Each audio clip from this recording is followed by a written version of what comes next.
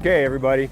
We'll talk about this first. We put a waterproofing agent on top of the grade beam before we start setting blocks.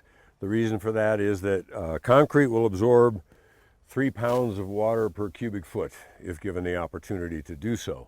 And so that water wicks up from the ground through the concrete.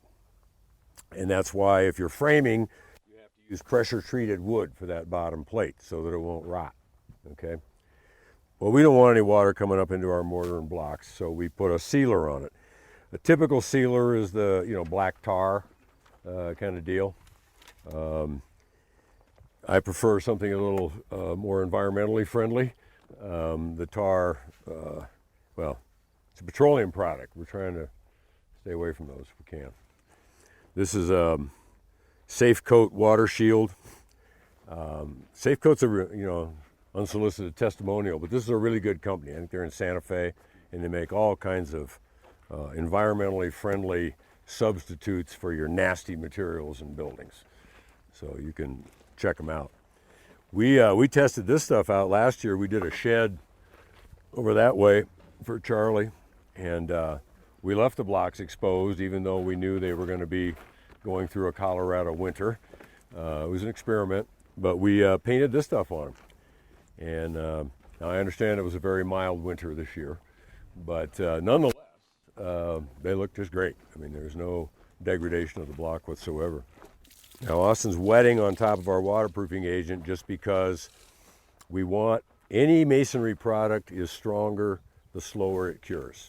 So we want water down here, we got the mortar, and then we also wet the blocks so that that mortar doesn't hydrate too fast. We're just trying to slow that down.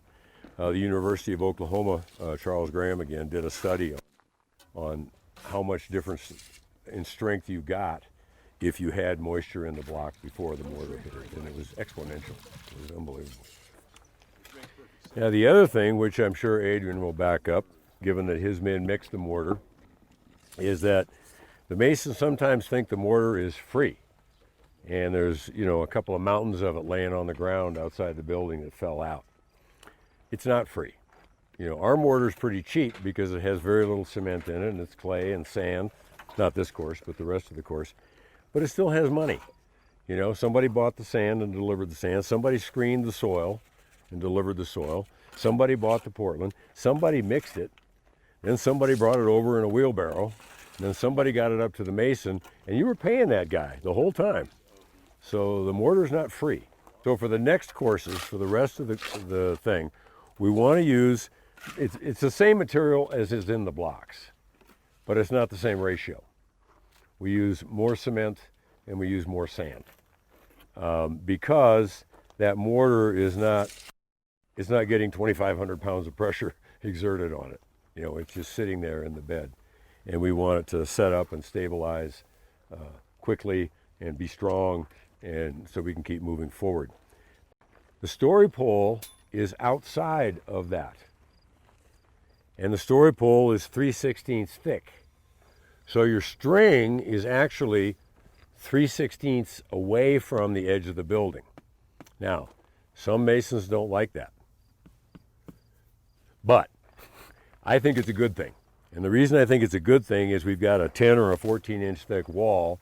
It's going to be plumb, and we're going to plaster.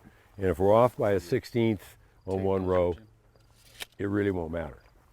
And the other thing about it, the advantage of it is that, what we'll say to all of you as you start laying is set the block to the string. Set the block to the string. But don't touch it. Because if you touch it, then the wall's crooked. Right. So if you have this 3/16 forgiveness, you set it, and basically with rookies, I just say, set it as close as you can without touching it. But if you do this for a while, you get pretty used to what 3/16 looks like, and you're not off by a 32nd. You know what I mean? So I think it's advantageous to have that 3/16 of forgiveness. Okay, well, the modulus of rupture is it's a test that you do at a laboratory when they're testing the blocks for strength. There's a compressive strength where they put it in the machine, a plate comes down, crushes the block and you get a PSI for the block. The modulus of rupture is a point at which the block will snap. Okay, and so that test, what they do is they set the block on a table, but they have 2 rods underneath the block. And those rods, like if we were going to test this block for modulus, the rods would be 2 inches in from the end, so they'd be right here and right here underneath the block. And then they press down on it with a single rod, which is right here. Okay.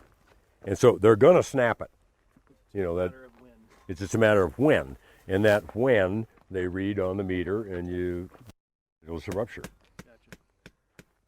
Which is a much smaller number than the compressive strength. Sure. Compressive strength of these blocks is probably around 1800, whereas the modulus of rupture would probably be about 60. I think 50 is passing. So, you know, it's a lot easier to snap them with the 3 rods than it is to crush them with a plate. But when I was talking about a modulus of rupture in the mortar, I was talking about a rock that was bigger than the mortar joint, and hence you start loading weight on it, and it's gonna snap. Could you tell us, like when we start making our own blocks, how do you find the people that test this? Is it government? Is it private business? No, they're private, and every big city has soil engineers, testing labs, because they all build roads. Okay. You know, and they all test concrete. They test concrete cylinders constantly. You know, they're everywhere. We're using CU's lab. We've got a real good relationship with these people, and it's wonderful to have a university, you know, involved in what we're doing and care. You know, and well, why don't you try this or why don't you try that, or you know, it's fun to work with them. They're good folks.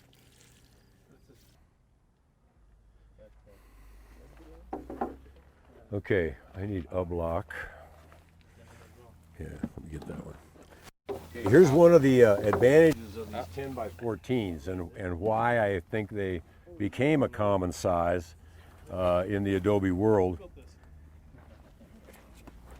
is that when we set our corner and we set this one in right in here,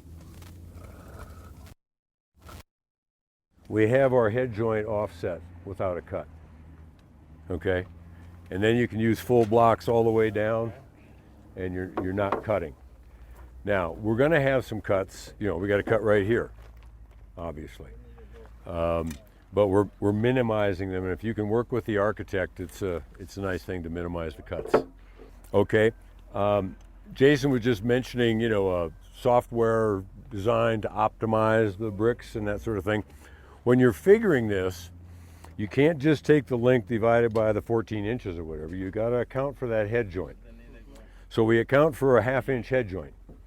But what if your mason's got a little fat out there in the middle?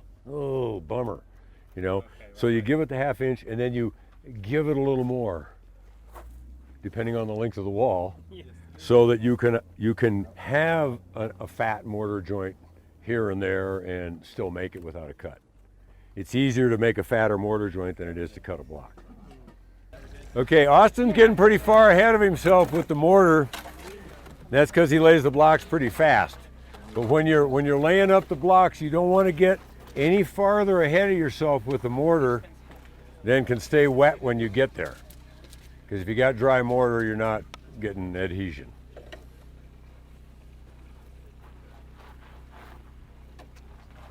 Okay, here's the airplane. See, he lays it away a little bit. And then pushes it in, and woohoo, there's the head joint. Just like that. This is a bed joint. This is a head joint.